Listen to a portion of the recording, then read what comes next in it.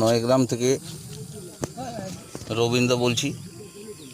DTP আর strawberry oil কীভাবে খায় মাছ দেখুন।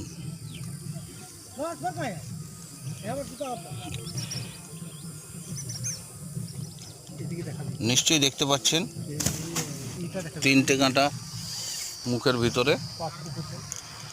এই পাঁচপুকুরে আজকে টিকিট হচ্ছে। এই আমাদের কার্তিক দা, এর নাম বলবো না। মাছও হয়েছে ভালোই।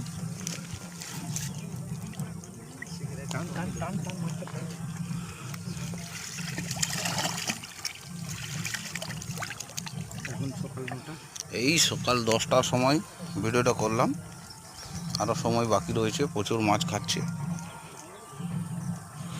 আশরাফুল খানের